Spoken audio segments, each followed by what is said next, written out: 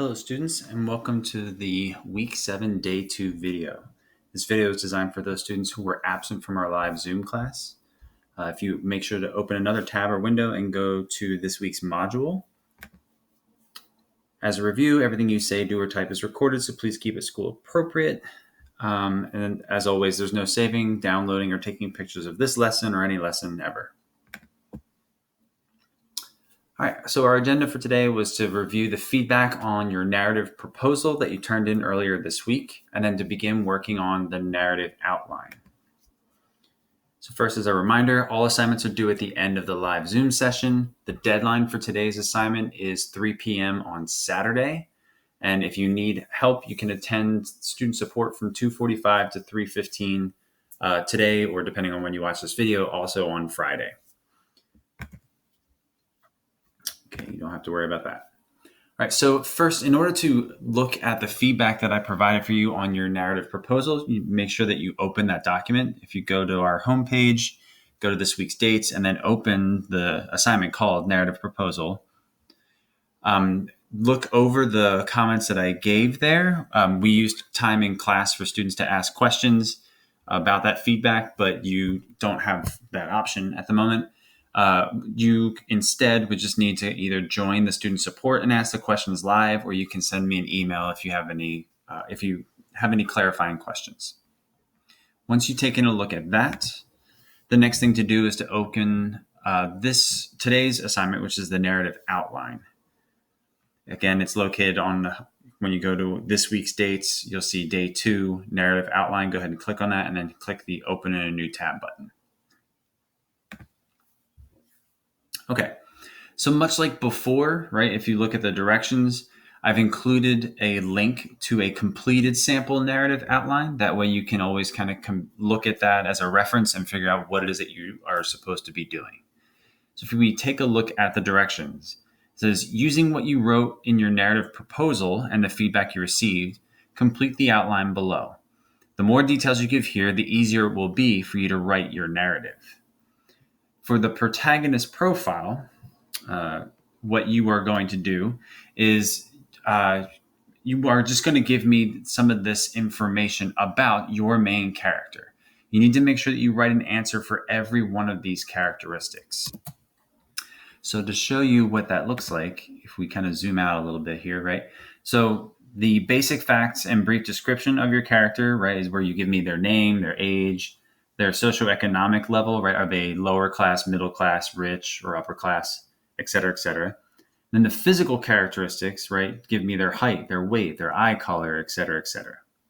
So if you take a look at my sample for those things, right? Remember, my sample story is about Petra.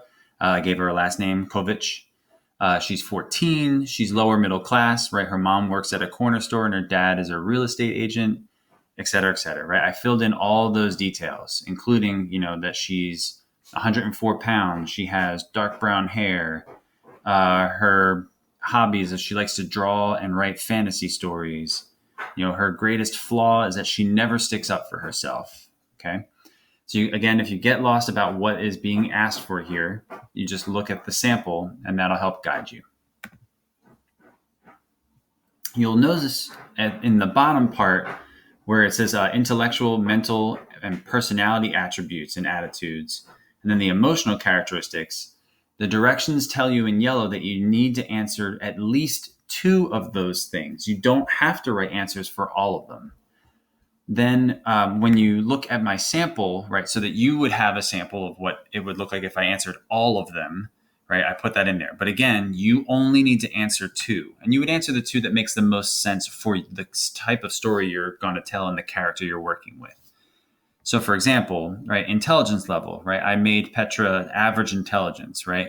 I'm going to have my narrator say that she usually gets B's in school. Let's go, characters' short-term goals in life, right? What does she want to get accomplished like right now, right? She wants to escape the negative feelings she feels after she gets bullied. I will show this by having the narrator describe the tears and the pained look on her face when she starts her drawing, and then the relaxed and happy expression on her face when the drawing is finished. Okay. And then down here at the bottom where it's the emotional characteristics, again, you only need to answer 2 of these, right? But I answered all of them. I'll just pick 2 at random. How does my character deal with sadness, right? I wrote, she draws pictures with a lonely girl in them visited by some kind of fantasy animal. And then, what frightens this character? I wrote that Petra will be scared that she will never have friends again. Okay, so the more you answer, the better. It kind of helps you flesh out your character, but you're only required to answer 2 of these bullet points in this section and 2 of these bullet points in this section. Once you're finished giving the character profile, right, and all that, then you're just going to move on to outlining your plot. And some of this you already did in the outline. You're just adding more detail. You'll notice that I've color-coded things, right? The parts that are in pink are required, right? You have to fill those in. But the other parts that are in gray are optional, right? You may not have an antagonist, or you may not have sidekicks. So you don't have to fill that in if that doesn't make sense for your story. So with the setting, right, there's the question, where and when will your story take place? Fill in those answers. Does your story have an antagonist, right? Someone who opposes your main character. Does your protagonist have sidekicks, right? Somebody to help them out, and then describe them. Main conflict, right? What is the main problem that drives the plot? And you already talked about this in your proposal, right? Is it going to be person versus person versus society, or person versus self, right? It says select one, at least one. You can have more than one. Let's select at least one and then describe for me exactly how that's going to work out. And then the next thing it says obstacle 1 is describe the first obstacle that your character will face. Does she or he succeed or fail? Right, and I got your sentence starter there to get you started. Again, if you take a look at the sample, right, so my story will take place in Belgrade, Serbia. It'll also happen in Petra's middle school and in her bedroom when she's drawing. It'll be the middle of Petra's 8th grade school year, and it'll be January 2020, right? Antagonists, right? She does have antagonists or enemies. There's the group of bullies. There's Joseph, who's going to be the main bully in the group, and he's the one who found out that Petra's dad is Croatian when he saw him cutting the lawn while wearing a Croatian soccer jersey.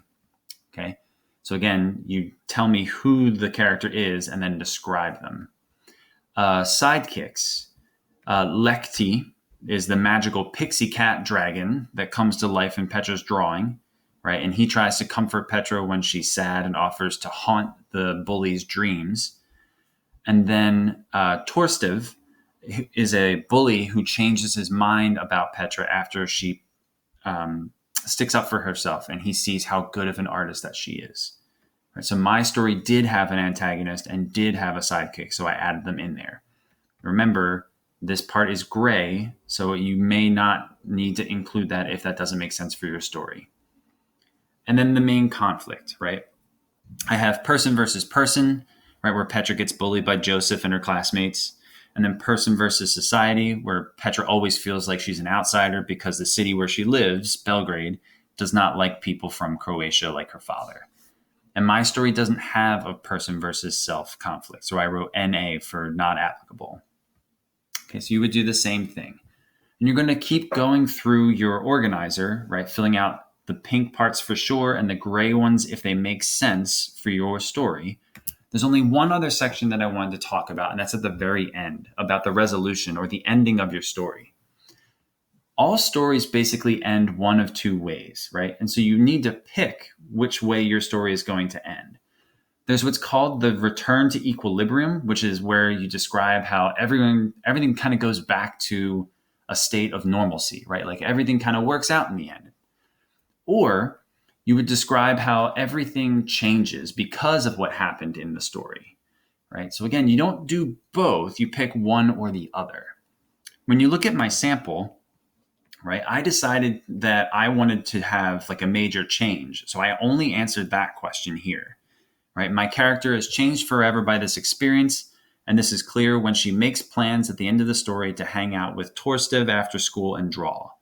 I also, because I was brainstorming, right, I also want the expression on Lekti's face in Petra's drawing to change from an angry snarl to a happy smile, right? To kind of show that even the fantasy creature sees that things are changing for the better.